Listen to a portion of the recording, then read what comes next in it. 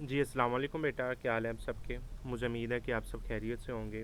آج کی video 10th class کی اردو کی ویڈیو ہے بیٹا، اور ویڈیو شروع کرنے سے پہلے آپ نے میرے چینل کو ضرور سبسکرائب کرنا ہے۔ ویڈیو کو بیٹا ضرور لائک کیا کریں۔ 9th 10th کی ٹے گروپ کی جو ویڈیو ہیں وہ انشاءاللہ اپلوڈ ہو رہی ہیں اور اپلوڈ ہوتی رہیں گی۔ آپ نے ویڈیو کو ضرور لائک کرنا ہے۔ تو آج کی ویڈیو 10th کلاس کی اردو کی ہے، اور اردو کا جو آپ کا حصہ نثر والا پورشن ہے، جس میں جتنے بھی اس کے چیپٹرز ہیں اور اس کی ایکسرسائز آج کی ویڈیو میں سالو کریں گے۔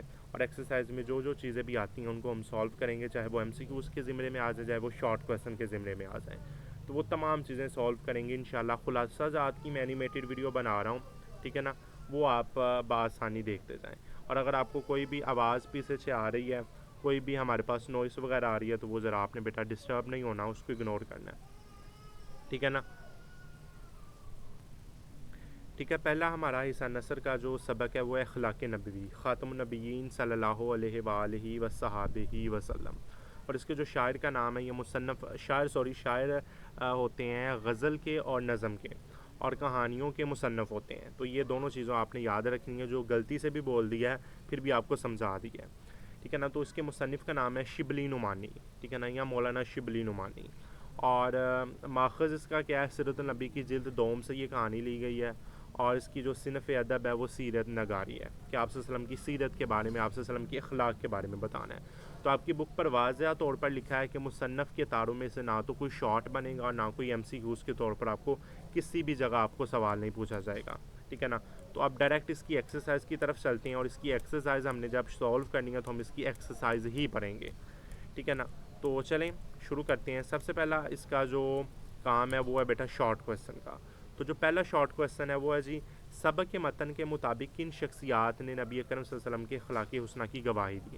اور سبق کے متن میں حضرت خدیجہ الکبریٰ، حضرت عائشہ صدیقہ، حضرت علی ہے، حضرت ہند بن ابی حالہ نے آپ صلی اللہ علیہ وسلم کی اخلاق کے حسنہ کے بارے میں، حسن اخلاق کے بارے میں ذکر کیا ہے، اور کہا کہ آپ صلی اللہ علیہ وسلم اخلاق میں سب سے اچھے تھے، تو ان لوگوں نے گواہی دی ہے۔ اب دوسرا کہ حضرت خدیجہ الکبریٰ رضی اللہ تعالیٰ عنہا نے کن الفاظ میں نبی کرم صلی اللہ علیہ وسلم کو تسلی دی کہ ہرگز نہیں، خدا کی قسم، خدا آپ کو کبھی غمگین نہیں کرے گا، آپ صلہ رحمی کرتے رہیں، مقروضوں کا ہار اٹھاتے رہیں، غریبوں کی عنایت کرتے رہیں، مہمانوں کی ضیافت کرتے رہیں، حق کی حمایت کرتے رہیں، مصیبتوں میں لوگوں کے کام آئے، اور اللہ آپ کو کبھی غمگین نہیں کرے گا۔ تو ان الفاظ میں حضرت خدیجہ الکبریٰ نے آپ صلی اللہ علیہ وسلم کو تسلی دی تھی۔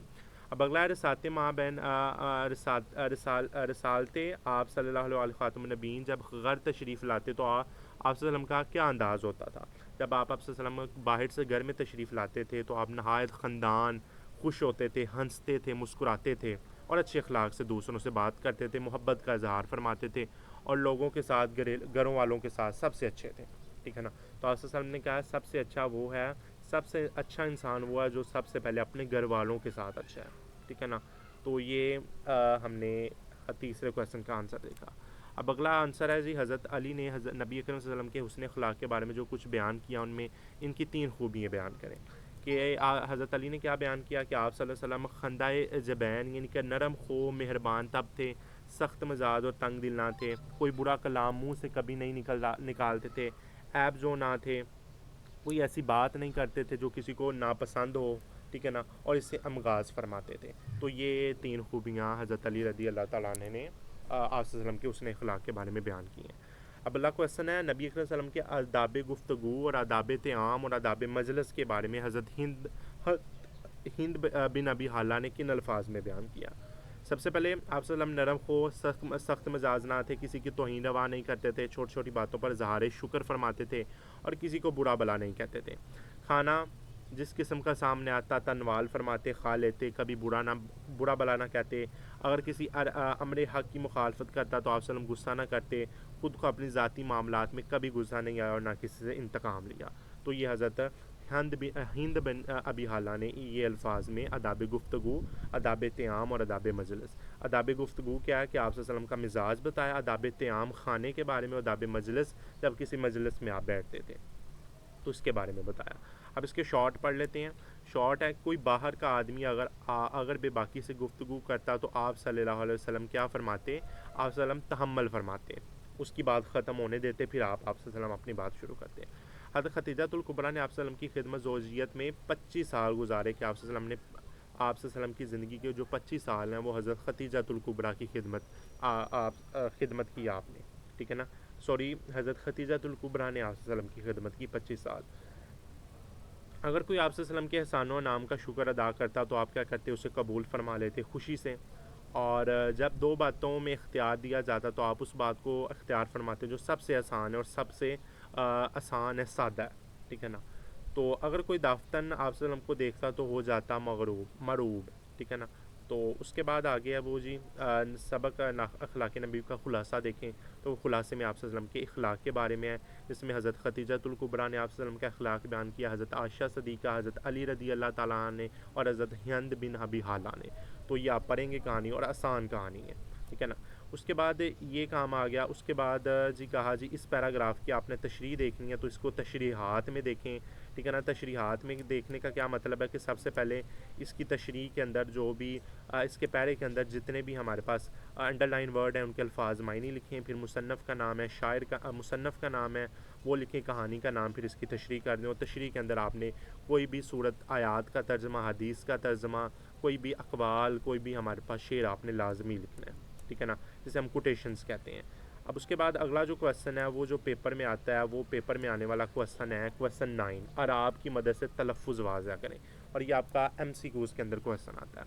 پہلا عنایت، اینایت، الف کے نیچے زیر، عین کے اوپر زبر اور نون کے اوپر بھی زبر، اینایت۔ اس کے بعد خندہ، خندے کے اوپر بھی زبر اور نون کے زبر جزم، اور دال کے اوپر بھی زبر آپ نے ڈالنی ہے۔ وصف، وصف، واو کے اوپر زبر اور سواد کے اوپر جزم۔ تبا، تبا، توئیں کے اوپر بھی زبر، بے کے اوپر بھی زبر اور عین کے اوپر جزم۔ مرعوب، مرعوب کیا ہوگا، میم کے اوپر زبر، مرعوب، عین کے اوپر پیش آئے گی۔ اب ذرا خوش صحبت، خوش، خے کے اوپر آپ کی پیش آئے گی، صحبت سواد کے اوپر بھی پیش آئے گی، ہے کے اوپر زبر آئے گی، ٹھیک ہے نا، خوش صحبت، ٹھیک ہے نا۔ اس طرح آپ نے لفظ کو پڑھ کے دیکھ لینا اس کا تلفظ کیا بنے گا، ٹھیک ہے نا۔ اس کے بعد آپ کی کوئی چیز آپ کے پیپر میں اس میں سے نہیں آئے گی، اور اگر آپ اس کے ایڈیشنل شارٹ کویسچن دیکھنا چاہتے ہیں کہ سبق کے متعلق، تو ان کویسچن میں آپ نے زیادہ تر حضرت خدیجۃ الکبریٰ، حضرت عائشہ صدیقہ اور حضرت علی، ٹھیک ہے نا، رضی اللہ تعالیٰ نے جو بھی آپ صلی اللہ علیہ وسلم کی خوبیاں بیان کی ہیں ان کو آپ نے بتانا ہے، اور آپ صلی اللہ علیہ وسلم کی حسن اخلاق جس میں آداب مجلس، آداب طعام اور آداب گفتگو، ان کے بارے میں آپ نے کویسچن کو اچھے طریقے سے یاد کرنا ہے، ٹھیک ہے نا۔ اور اسی طرح یہ ایم سی کیوز ہیں، ان کو بھی آپ نے یاد کرنا ہے۔ اب اگلا آپ کا چیپٹر آ جاتا ہے سر سید کا بچپن، اور اس کے مصنف کا نام ہے مولانا الطاف حسین حالی، اور اس کے ماخذ کیا ہیں، حیات جاوید، اور یہ جی سناہ عمری اس کی صنف ہے۔ تو سر سید کا بچپن ہے، یہ بھی اینیمیٹڈ ویڈیو کے ذریعے سارا خلاصہ میں نے آپ کو بتا دیا گیا ہے۔ تو اب اس کے ایکسرسائز کی طرف بڑھتے ہیں، اور اس کی ایکسرسائز کے جو شارٹ ہیں ان کو اچھے طریقے سے پڑھتے ہیں، اور یہ چیپٹر کو مکمل کرتے ہیں۔ اب اس کی ایکسرسائز کی طرف آ رہے ہیں، تو ایکسرسائز میں جی سب سے پہلے جی اس کے کویسچن ہے، پہلا کویسچن ہے کہ سر سید احمد خان کی ولادت ان کے باعث سید محمد خان کی ولادت کے کتنے عرصے بعد ہوئی تھی؟ وہ ہم نے پڑھا تھا کہ جو سر سید احمد خان کی ولادت ہے اس کا جو بڑا بھائی ہے سید محمد خان، ان کی ولادت کے 6 سال بعد ہوئی تھی، ٹھیک ہے نا۔ اس کے بعد حکمان محنت کے بارے میں کیا رائے دیا ہے؟ حکمان محنت کے بارے میں رائے دیا ہے کہ محنت سے آدمی جو چاہے وہ سو کر سکتا ہے، ذہن کامیابی کے لیے ذہن ہونا شرط نہیں بلکہ مسلسل محنت ہونا ضروری ہے۔ اور اگر بچہ کامیاب ہونا چاہتا ہے تو اس کے لیے ذہن کا تیار نہیں ہے، ذہن کا تیار ہونا ضروری ہے پر شرط نہیں ہے، شرط کیا ہے کہ وہ مسلسل محنت کرے۔ اس کے بعد ہے سر سید احمد خان کے منہ بولے دادا کون تھے؟ ان کے منہ بولے دادا شاہ غلام علی صاحب تھے، جن لوگوں نے ان کا نام بھی رکھا تھا، ٹھیک ہے نا۔ اور انہیں آپ سب سے بے پناہ محبت تھی، اور اپنے سکے پوتوں کی طرح چاہتے تھے، اور سر سید بن کے سکے دادا کی طرح قدر کرتا تھا۔ اس کے بعد ماں بی بی کون تھی؟ ماں بی بی سر سید کے گھر میں کام کرنے والی تھی، اور سر سید کو بچپن سے ان لوگوں نے پالا تھا، ماں بی بی نے، اور سر سید سے بہت محبت کرتی تھی، اور اکثر کھانے کے لیے کچھ نہ کچھ دیتی رہتی تھی، اور سر سید بن سے عقیدت کرتے تھے، ٹھیک ہے نا، ماں بی بی کے ساتھ، مان بی بی۔ اس کے بعد اپنے بچپن اور لڑکپن میں سر سید احمد خان کس قسم کے کھیل کھیلتے تھے؟ کھیلوں میں گیند بلا، کبڈی، ٹھیک ہے نا، آنکھ مچولی، شطرنج وغیرہ کے کھیل کھیلتے تھے، اور اپنے جو رشتہ داروں کے جو لڑکے تھے، ہم عمر لڑکے تھے، آپ کو باہر جانے کھیلنے کی ضرورت نہیں پڑتی تھی، کیونکہ آپ کے جو ہم عمر رشتہ داروں کے بچے تھے ان کے ساتھ ہی آپ کھیل لیتے تھے، باہر جانے کی اتنی ضرورت نہیں تھی۔ اس کے بعد سر سید احمد خان کو بادشاہ کے دربار سے کیا نام ملا، اور بادشاہ کے دربار میں نام ملا تھا خلت کا اور جواہرات کا۔ جواہرات کا آپ کو پتہ ہے وہی آپ کے گہنے وغیرہ، اور خلت کا مطلب ہوتا ہے ایک شاہی لباس ہوتا ہے جو بادشاہ اپنے خاص بندوں کے ساتھ وہ جی اسے بانٹتا ہے، اور یہ خاندانی اعزاز تھا۔ آپ کے والد صاحب بھی دربار سے خلت پاتے تھے، ٹھیک ہے نا۔ اس کے بعد ہے سر سید احمد خان کی بہن کا کیا نام تھا؟ ان کی بہن کا نام بیٹا جی صفیہ النساء بیگم تھا۔ اس کے بعد سر سید کا نام کس نے رکھا تھا؟ اس کا نام شاہ غلام علی، جو آپ کے دادا تھے، ٹھیک ہے نا، سکے نہیں تھے۔ اس کے بعد سر سید احمد خان نے نانا جان صبح کا کھانا کھاتے زنانے خانے میں صبح کا کھانا کھایا جاتا تھا۔ سر سید احمد خان نے تیراکی کا فن کیسے سیکھا تھا؟ اپنے والد صاحب سے تیراکی کا، ٹھیک ہے نا۔ مرزا صاحب کے عرس میں شاہ صاحب ان کے مزار پر نذرانہ چڑھاتے تھے، کتنے روپے کا؟ 1 روپے کا۔ ہوادار نام ہے ایک کس کا؟ پالکی کی قسم کی سواری ہے جس کا نام سر سید احمد خان کے والد کو اکبر شاہ کے زمانے میں جشن کے موقع پر ملے تھے 5 پرچہ اور 3 رقوم جوہر کا خلت، ٹھیک ہے نا۔ تو یہ اس کا آنسر ہوگا، اور یہ آپ کے یہ معنی ہے، اور یہ سر سید کا بچپن کا خلاصہ لکھیں، اور یہ پیراگراف ہے، اس کی آپ نے مکمل تشریح کرنی ہے، ٹھیک ہے نا۔ اور اس کے بعد آگے جو اس میں سے جو پیپر میں چیز آنے والی ہے وہ اس کے چیزیں ہیں۔ یہ والا بھی پیپر میں کویسچن آ سکتا ہے کہ مچھلی کے جائے کو کون تیرانا سکھایا؟ اس زبر مصر کی روشنی میں سید احمد خان کو پیش آنے والے واقعہ، یعنی کہ مچھلی کے جائے کو کون تیرانا سکھائے کا مطلب ہے کہ مچھلی کا بچہ پیدائشی طور پر تیرنا جانتا ہوتا ہے، ٹھیک ہے نا۔ اسی طرح ہی آپ کے جو والد صاحب ہیں ان سے ہی آپ نے تیرنا سیکھا، اور اسے سے تیر اندازی کا ہنر سیکھا تھا۔ اس کے بعد اس میں سے جو اور چیز پیپر میں آ سکتی ہے وہ اس میں اور کچھ نہیں ہے، ٹھیک ہے نا۔ تو یہ آپ کا جو دوسرا چیپٹر ہے اس میں آپ نے سید احمد خان کے بچپن کے بارے میں کن کن چیزوں سے ان کو زیادہ محبت تھی، ماں بی بی کون تھی، نانا صاحب کا کیا اصول تھا، ٹھیک ہے نا، ماں بی بی انتقال کب ہوا، اور اس کے بعد بادشاہ کے دربار سے انہیں کیا ملا، ٹھیک ہے نا۔ تو ان کے بارے میں آپ نے پورے کے پورے MCQs اور شارٹ کو یاد کرنا ہے۔ اب اگلا کویسچن چیپٹر آ جاتا ہے محسن محلہ۔ اب ماسٹر لیاس صاحب کا اس میں ذکر ہوگا، اور جو بہت غریب انسان ہوتے ہیں اور وہ کرائے کے مکان پر رہتے ہیں، اور کرائے والا ابھی کرایہ مانگنے آ جاتا ہے، وہ پیسے نہیں ہوتے، در بدر کی ٹھوکریں کھاتے ہیں اور ہر ایک کے آگے ہاتھ پھیلاتے ہیں، اور اس طرح کی یہ کہانی ہے۔ تو محسن محلہ اشفاق احمد اس کے جو رائٹر ہیں، مصنف ہیں، اور اس کی جو ماخذ ہے سفر مینار، اور ادب ہے افسانہ۔ تو اب اس کی ایکسرسائز کی طرف چلتے ہیں اور آپ کو پڑھاتے ہیں، ٹھیک ہے نا۔ تو یہ اس کی ایکسرسائز ہے۔ ماسٹر لیاس کون تھے؟ ماسٹر لیاس ایک مہاجر تھے اور ایک سادہ انسان تھے، اور ان کا تعلق اس شہر سے تھا بیٹا، ان کا تعلق پرسرار شخصیت کے مالک تھے، ٹھیک ہے نا، اور ان کا وہ کرائے کے مکان پر رہتے تھے اور بہت تنگ دستی کی زندگی گزارتے تھے، ٹھیک ہے نا۔ ماسٹر لیاس کی باتوں پر لوگوں کو یقین کیوں نہیں آتا تھا؟ ٹھیک ہے نا، وہ سیدھے سادھے آدمی تھے، ٹھیک ہے نا، لوگ ان کی باتوں کا انداز ایسا ہوتا تھا کسی کو یقین نہیں آتا تھا، غربت اور سادگی کی وجہ سے ان کو پر کوئی توجہ نہیں دیتے تھے۔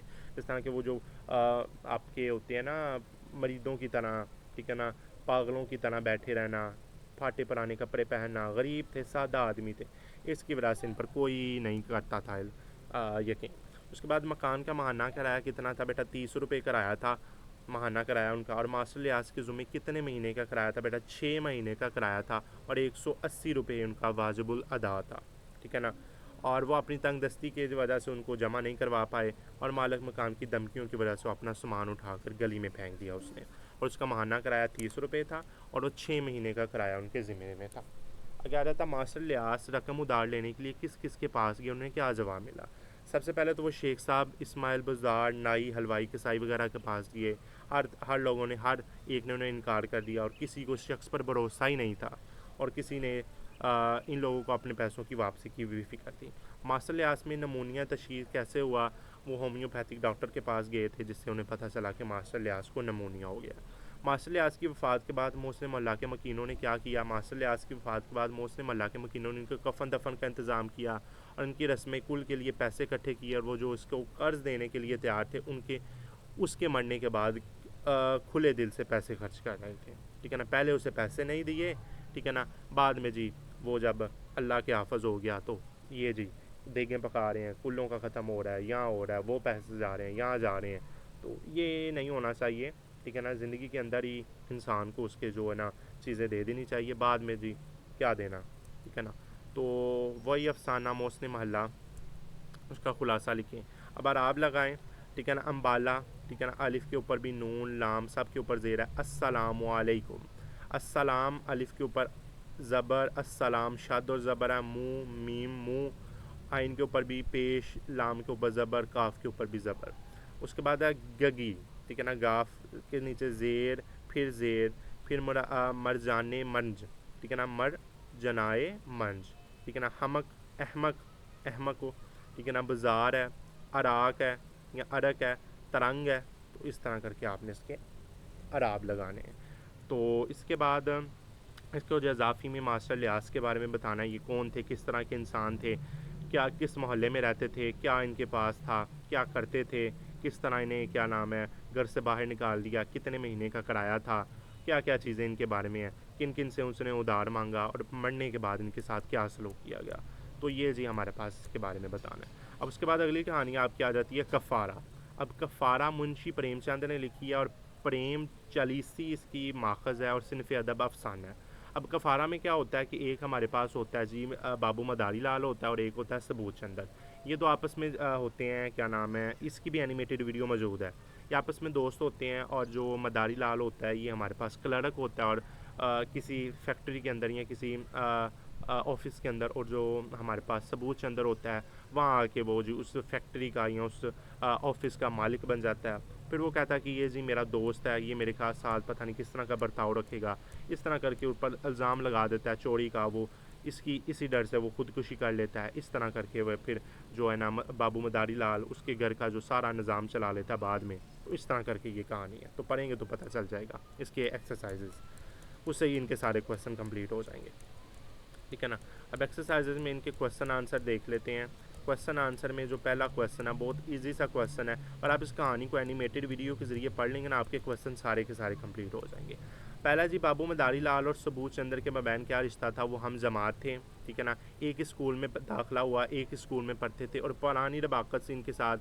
اور مداری لال ہمیشہ ثبوت چندر سے نفرت کرتا تھا, اور اسے نیچا دکھانے کی کوشش کرتا تھا, کیونکہ بابو مداری لال یہ گٹیا انسان ہوگا یا نالائق ہوگا, اور ثبوت چندر یہ لائق انسان ہوگا. اس طرح وہ جی ان کے درمیان یہ رشتہ تھا, ہم جماعت کا رشتہ. ثبوت چندر کی تعیناتی پر بابو مداری لال کیوں پریشان ہوا, اور ثبوت چندر کی تعیناتی پر بابو مداری لال اپنی کم عقلی کی وجہ سے پریشان تھا. اپنے بغض میں وہ سمجھتا تھا کہ ثبوت چندر راس میں پرانے بدلے لے گا, اور اسے غلط فہمی کی وجہ سے ثبوت چندر کو اس کی حرکتیں یاد تھیں. ٹھیک ہے نا. اس کے بعد مداری لال نے نئے صاحب کے بارے میں کس طرح کی غلط فہمیاں بتائی, کہ وہ سراسر جھوٹ ہے, ذاتی عنایت اس کی وہ سخت مزاج ہے, کرپشن کرے گا, اور کسی کو اس کا ملازمت کی ادا نہیں کرے گا, اور ذاتی کام کرواتا رہے گا. ثبوت چندر نے اپنے سٹاف سے کیا کہا, سٹاف کا شکریہ ادا کیا. انہوں نے کہا کہ آپ مجھے افسر نہیں بلکہ اپنا بھائی سمجھو, سب تن دہی سے کام کرو. اس نے جو کہہ دیا وہ اپنے رویے سے ثابت بھی کرا دیا. ٹھیک ہے نا. تو ثبوت چندر نے اپنے سٹاف سے یہ کہا تھا کہ شکر ادا کرو, یہ سارے افسر اپنے مل کر کام کرو, یہ جھوٹ بورڈ ہے, اور سارے مل کر کام کرو. ثبوت چندر کے میز سے 5,000 کے نوٹ کا پلندہ کس نے چرایا تھا. ثبوت چندر کے میز سے 50,000 کے نوٹ کا پلندہ مداری لال نے چرایا تھا. اس کا خیال تھا کہ اس حرکت سے ثبوت چندر پریشان ہوگا. ٹھیک ہے نا. بابو مداری لال نے اپنے زیادتیوں کا کفارہ کیسے ادا کیا. پھر وہ جب مر گیا ثبوت چندر, اس کے گھر گیا, پھر اس کے خاندان کی اچھی خدمت کی, بچوں کی عمدہ پرورش کی, پھر ان کے خاندان کا اس نے کیا کیا, کفارہ ادا کیا. سرکاری لفافے میں تقرر کا حکم نامہ کیا تھا جی بیٹا, وہ نئے سیکٹری کا تھا. ٹھیک ہے نا. بابو مداری لال نے نئے سیکٹری ثبوت چندر کے ساتھ کیا تھے, وہ ہم جماعت تھے بیٹا. مداری لال کو دیکھتے ثبوت چندر نے لپک دیا, گلے سے لگا لیا. ثبوت چندر بصرہ سے کما لایا 50,000 روپے. ثبوت چندر ذہن تھا مگر نہ تھا, وہ مردم شناز, اور اپنے جوان بیٹے کی قسم کھاتا تھا, جو میں نے اندر قدم رکھا. یہ الفاظ تھے سوہن لال نے. اور مداری لال کو ایسا مظلوم ہوا کہ کوئی اس کے دل پر چلا رہا ہے نشتر. ٹھیک ہے نا. اور یہ ہمارے پاس اس کی ہو گئی کہانی کفارہ, اور اس کے یہ ایم سی کیوز اور شارٹ ہو گئے. اب اس کے بعد اگلی کہانی, اس کے بارے میں یہ پڑھنا کہ آپ نے اس کے بابو مداری لال کون تھا, ثبوت چندر کیا تھا, ان کے مابین ان کا کیا رشتہ تھا, کس طرح انہوں نے خودکشی کی, کس طرح کی انہوں نے غلط فہمیاں اس کے بارے میں مداری لال نے افواہیں پھیلائی, اور کس طرح اس نے ان کا سدباب کیا. تو اس طرح کر کے ان کی کہانی ہوگی. اب اگلی کہانی ہمارے پاس آ جائے گی سویرے جو کل آنکھ میری کھلی. یہ پطرس بخاری کی کہانی ہے. پطرس کے مضامین اس کا ماخذ ہے, اور صنف تنائے مزاج ہے. اب سویرے جو کل کی یہ کہانی ہے, اس کی ایکسرسائز پڑھتے ہیں, اور ایکسرسائز سے آپ کو ان کی سمجھ آ جائے گی, اس کے شارٹ کویسچن کی. ٹھیک ہے نا. تو یہ آ جائیں ذرا آگے, ٹھیک ہے نا, اس کی آپ کو سمجھ آ جائے گی. اس کی مشقی سوالات ہیں. مصنف نے صبح کے وقت جگانے کے لیے کس سے درخواست کی تھی؟ مصنف نے اپنی پڑھائی کی فکر تھی, جلدی جاگنا کا خیال آیا, اور اس نے صبح کے وقت جگانے کے لیے لالا کر پکشانچر سے درخواست کی. ٹھیک ہے نا.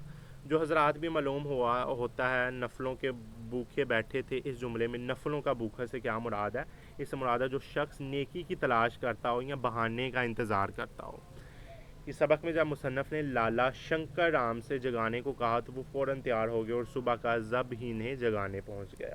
ٹھیک ہے نا. تو یہ اس کا مطلب ہوتا ہے. پڑوسی کی گولہ باری سے کیا مراد ہے؟ جب مصنف نے جگانے کے لیے لالا شنکر رام سے کہا, انہوں نے اپنے زور سے دستک دی جیسے گولہ باری ہو رہی ہے. وہ ایک ہیوی ویٹ ریسل تھا اور پورے زور سے دروازے پر دستک دے رہا تھا اسے اٹھانے کے لیے. اسے گولہ باری کہیں گے. مصنف کو پہلی مرتبہ کتنے بجے جگایا گیا؟ صبح کے 3 بجے. اور فلسفہ عدم تشدد کا پس منظر کیا ہے؟ کہ عدم تشدد سے مراد وہ کوشش جو پرامن ہو اور جبر و زیادتی کے بغیر کی جائے. ٹھیک ہے نا, عدم تشدد. اور مہاتما گاندھی کو فلسفہ عدم تشدد کا بانی تصور کیا جاتا ہے, اور اس کا عالمی دن 2 اکتوبر کو منایا جاتا ہے. مصنف بھلے آدمی کی طرح کس وقت جاگے؟ وہ بیٹا جی صبح 10 بجے جاگے. وہ لالا شنکر رام کے جگانے پر جاگنے کا ٹانگ کرتے لیکن پھر سو جاتے اور معمول کے مطابق 10 بجے اٹھتے. ویسے اسے کہتے تھے مجھے اٹھاؤ صبح. ٹھیک ہے نا. اور بھلے تو لالا شنکر رام اسے اٹھانے تو آتے تھے پر وہ پھر دوبارہ سو جاتے تھے. اس کے بعد اگلا جی, مصنف نے مطالعے کے لیے کیا طریقہ کار اختیار کیا؟ مصنف نے مطالعے کے لیے طریقہ کار کتابوں کے جو صفحات ہیں وہ دونوں طرف تقسیم کر دیے. ٹھیک ہے نا. ترتیب دے دی, کبھی وہ صفحہ گننے بیٹھ گئے, کبھی وہ صفحہ گننے بیٹھ گئے, کبھی امتحان میں باقی دنوں کا حساب کتاب کرتے رہے. اسی طرح ہی اس نے اپنا وقت کھو دیا اور اپنا وقت ضائع کیا. اس کے بعد مصنف نے شپتر اور ڈرنت کی کیا خوبیاں بیان کی؟ ہاں, خدمت کی عظمت کے ساتھ دکھاتے ہیں. اس کے مطابق والا کوشچن دیکھیں. لالا جی مصنف سے کس بات پر مغروب ہو کر چل دیے؟ لالا جی مصنف سے نماز پڑھنے کا سن کر مغروب ہوئے, اور مصنف دروازہ نہ کھولنے کا بہانہ بنایا تاکہ وہ نماز پڑھ رہا تھا. اب اس کے ایم سی کیوز آ جائیں. گدر کی موت کم بختی آتی ہے تو شہر کی طرف دوڑتا ہے, بھاگتا ہے. قائد کی روح سے بیٹا کیا ہے جی؟ مقال ہے. ٹھیک ہے نا. سراہی پر رکھا گلاس کیا نام ہے بجنے لگا. وہ کتنے بجے بجنے لگا؟ جل ترنگ کی طرح. اس کا انداز کچھ اہل ذوق ہی لگا سکتے ہیں کہ جملے میں اہل ذوق سے مراد ہے کاہلی اور سستی برتنے والے. بزرگوں سے جتنی نشانیاں سنی جائے صبح کا ضب ہے. 3 بجے جاگنا بھی کوئی شرافت ہے. صفوں کی تعداد کو دونوں کی تعداد پر دنوں کی تعداد پر تقسیم کیا, جواب آیا 550. ٹھیک ہے نا. بعد کے وقات ہی ذرا بحث طلب. ٹھیک ہے نا. تو اس کہانی میں کیا ہے کہ جو ہمارے پاس شنکر رام صاحب ہیں وہ جو اسے اٹھانے آتے ہیں صبح 3 بجے صبح پر وہ اٹھتا ہے, پھر وہ سو جاتا ہے. کالی کا وہ کیا نام ہے مظاہرہ کر رہا ہوتا ہے, اور بعد میں وہ کہتا ہے جی میرے اگزام آ رہے ہیں, میں نے تیاری کرنی ہے. وہ دونوں طرف صفحات کو کبھی ادھر الٹتا ہے کبھی ادھر, اور پڑھنے کی کوشش نہیں کرتا. ٹھیک ہے نا. اور بہانے بناتا رہتا ہے کہ وہ میں نماز پڑھ رہا ہوں, یہ کر رہا ہوں, وہ کر رہا ہوں. ٹھیک ہے نا. اس طرح کر کے اب اگلی کہانی ہے دوستی کا پھل. یہ شفیع عقیل ہے جس نے یہ لکھی ہے, دوستی کا پھل. اور یہ پنجاب کی لوک داستانوں سے ماخذ ہے, اور اس کی صنف ہے لوک داستان. اب یہ پڑھتے ہیں دوستی کا پھل ہے. ٹھیک ہے نا. یہ کبوتر والی ہے, پرندوں کی کہانی ہے. پرندے آپس میں دوست ہوں گے, اس کے بارے میں یہ پڑھیں گے, اور یہ پرانی کہانی ہے. ٹھیک ہے نا. تو اس کی ایکسرسائز ہے. کبوتر کو ہر وقت کس بات کی فکر لگی رہتی تھی؟ کبوتر کو ہر وقت اپنے انڈوں اور بچوں کی فکر لگی رہتی تھی. وہ اکیلی تھی, بے فکر تھی. جیسے ہی اس نے انڈے دیے تو وہ ہر وقت ان کی فکر میں رہنے لگی, اور یہ ماتا کی محبت تھی جو اسے پریشان کرتی رہتی تھی. ٹھیک ہے نا. کبوتر کو اپنے انڈوں کی فکر تھی. اکیلے پن کا احساس ختم کرنے کے لیے کبوتری نے کبوتر کو کیا مشورہ دیا؟ اکیلے پن کا احساس ختم کرنے کے لیے کبوتری نے کبوتر کو مشورہ دیا کہ کسی دوسری برادری کے جانور یا پرندے سے دوستی کر لی جائے تاکہ وہ اس کا ساتھ سکھ دکھ میں اس کا ساتھ دے. ٹھیک ہے نا. گدھ سانپ اور کبوتروں کے درمیان دوستی کس بنا پر ہوئی؟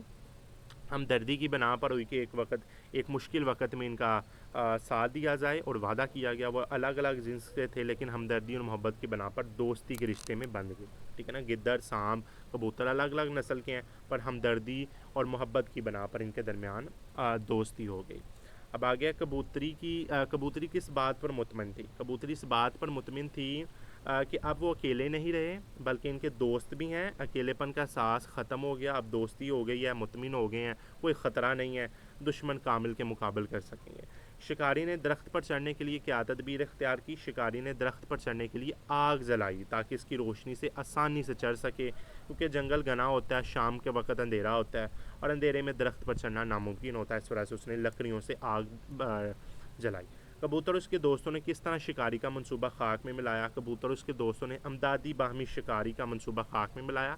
پہلے کبوتر اور گدھوں نے آگ بجھا لی، پھر اسے پریشان کیا، سامنے ڈرا کر بھگا دیا۔ اس طرح ان تینوں کی دوستی ہے نا وہ مثالی دوستی بن گئی۔ اب اس کے بعد کبوتر کی بات سن کر کبوتر پڑ گیا، کس میں پڑ گیا؟ سوچ میں پڑ گیا۔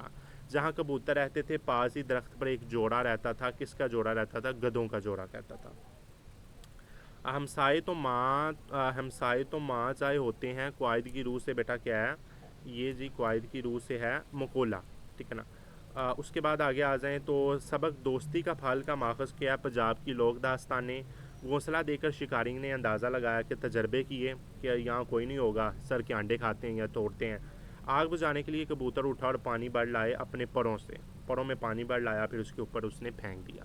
تو یہ دوستی کا پھل ہے، اس کو آپ پڑھیں گے تو یہ شفیع عقیل صاحب نے لکھی ہے، ٹھیک ہے نا۔ دوستی کا پھل بتایا، کبوتر پہلے اکیلا ہوتا ہے، انڈے دیتا ہے، پھر وہ کبوتری کے ساتھ مشورہ کرتا ہے کہ کیا کریں، ہم کوئی دوست بنا لیں، شکاری بھٹکتے رہتے ہیں، پھر لوگوں نے دوستی بنائی اور اس کی وجہ سے یہ کہانی ہماری ختم ہو گئی۔ اب اگلی کہانی ہے میرا گاؤں، سید غلام الثقلین نقوی صاحب نے اسے لکھا ہوا ہے اور اس کا جو ماخذ ہے وہ ہے میرا گاؤں اور اس کی صنف ہے ناول ہے یہ بیٹا۔ اور یہ میرا گاؤں پڑھتے ہیں، اس کی ایکسرسائز کے اوپر آ جائیں تو یہ میرا گاؤں کی کہانی بہت دلچسپ کہانی ہوگی، یہ ناول کی صورت میں کہانی ہے اور اس کو پڑھیں۔ یہ جی یہ آ جائیں اس کے کوسچن آنسر میں۔ معاہدہ تنقید کن دو ملکوں کے درمیان ہوا، پاکستان اور ہندوستان کے درمیان ہوا، اور کس ملک نے معاہدے کرنے میں اہم کردار ادا کیا؟ روس نے اس کا معاہدے کرنے میں اہم کردار ادا کیا۔ معاہدہ تاشکند سے کس دیرانہ مسئلے کے حل ہونے کی امید تھی؟ مسئلہ کشمیر۔ جنگ بندی کے بعد کھیتوں کی کیا حالت تھی؟ برباد ہو چکے تھے، جگہ جگہ گڈھے پہ ہو گئے تھے، درخت باقی نہیں رگے اور ہر طرف جو ہے نا بربادی کا سامان تھا۔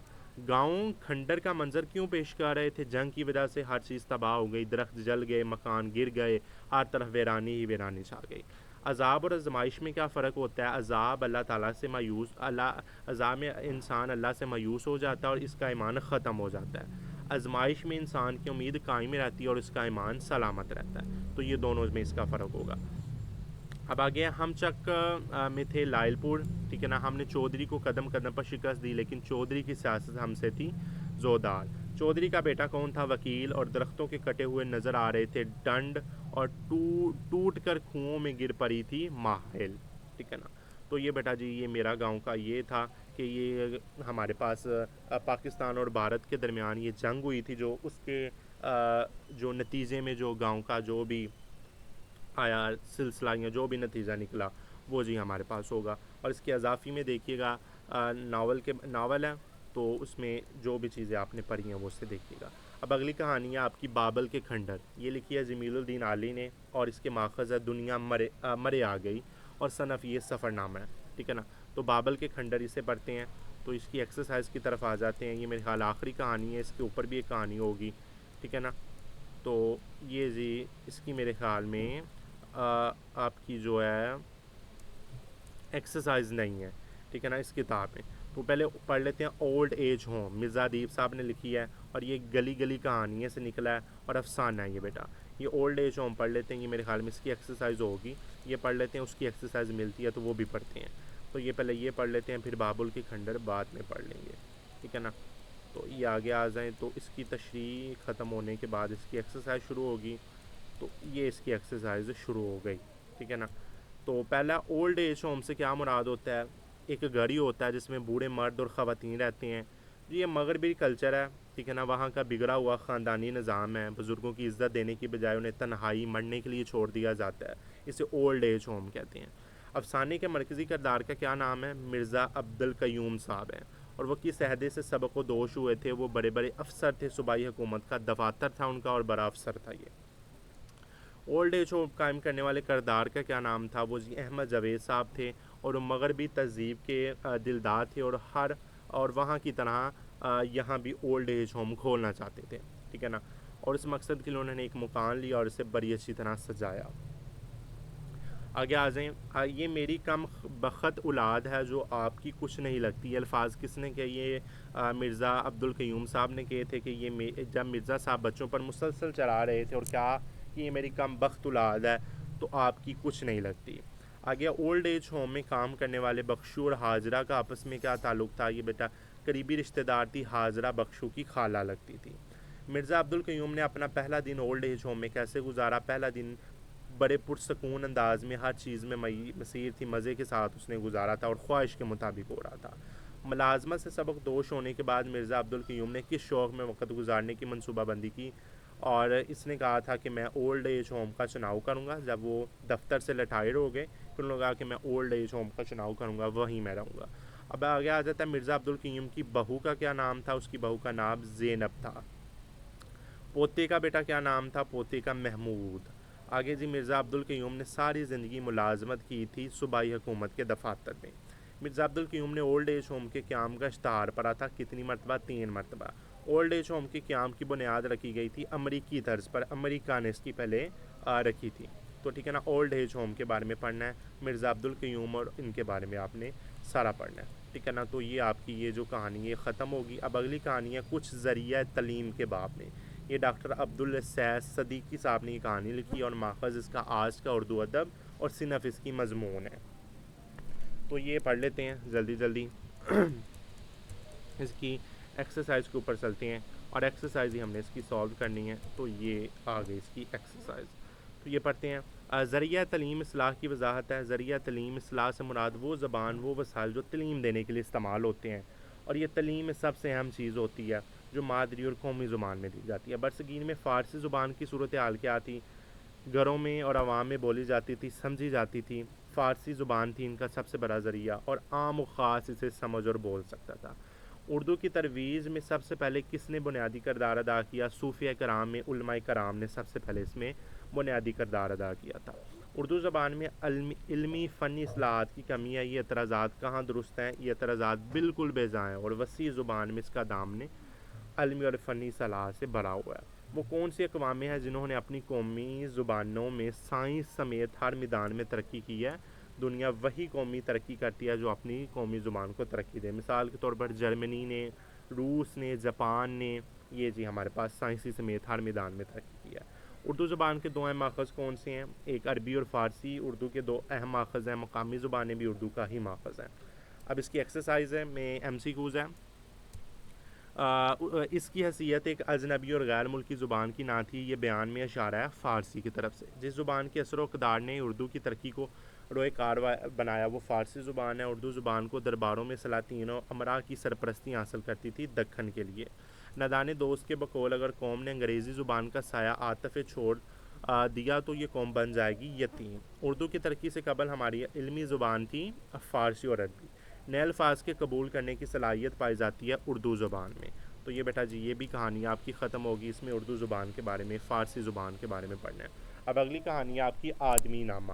یہ میرے خیال میں شاعر ہیں. یہ بیٹا جی آگے آپ کی شروع ہو گئی ہیں آپ کی نظمیں. تو یہ آپ کی ٹوٹل جتنی بھی ہم نے حصہ غزل میں جو سبق تھے ان کی ایکسرسائز میں short question, M C Qs اور خلاصوں کی تھوڑی ہم نے چیزوں کو سمجھا. انشاءاللہ اگر آپ ان کو پڑھیں گے آپ کو اچھے طریقے سے سمجھ آ جائے گی. اور ویڈیو کو ضرور لائک کیجیے گا، چینل کو ضرور سبسکرائب کیجیے گا تاکہ میری ہر آنے والی ویڈیو آپ تک بآسانی پہنچتی جائے. اللہ سب کو پاس کرے اور سب کو اچھے کام کرنے کی توفیق دے. اللہ حافظ.